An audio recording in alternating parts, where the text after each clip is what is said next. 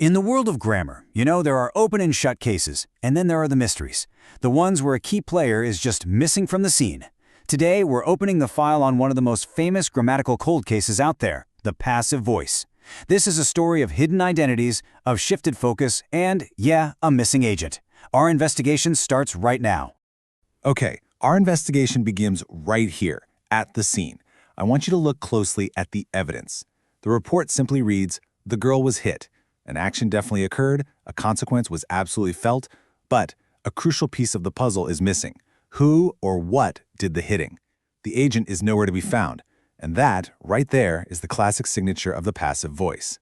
So here we see the two sides of the story.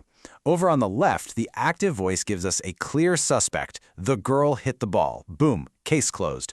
But on the right, in the passive, the ball was hit. The agent, the girl, has completely vanished. See the difference? The active voice names the perpetrator. The passive voice, well, it lets them slip into the shadows, and it forces our attention squarely onto the victim, the ball.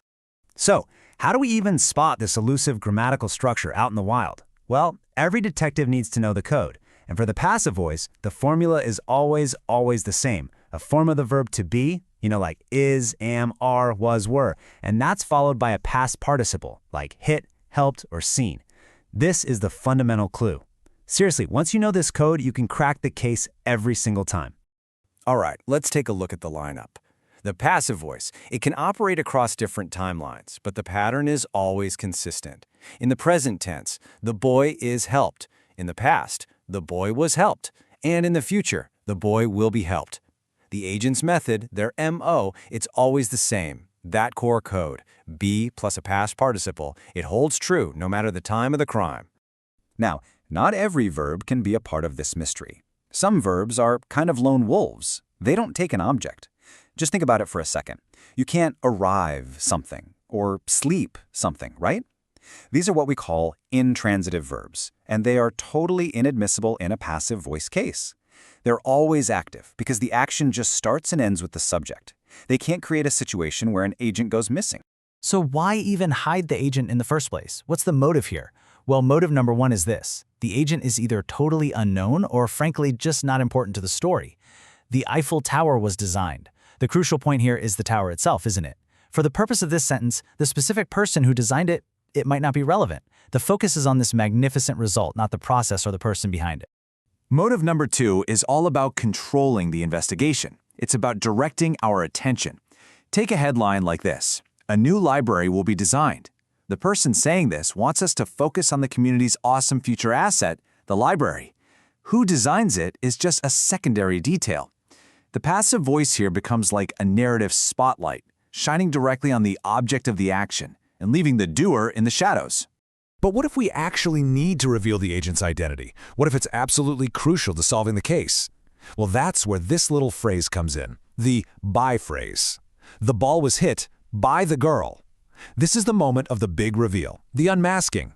By adding by followed by our agent, we can finally identify the perpetrator who is hiding in the shadows of that passive sentence. Mystery solved.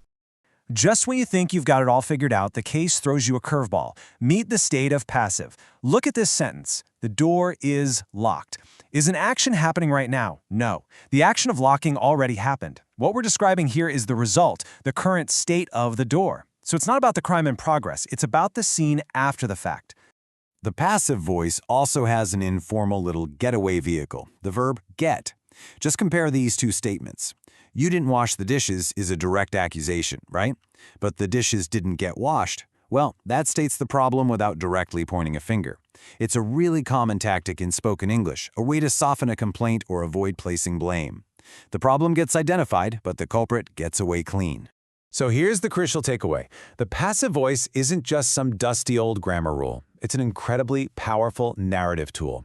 It shapes news headlines, it shapes political statements, and it even shapes our simple everyday conversations. It directs our focus, it can hide responsibility, and it tells a story from a very specific point of view.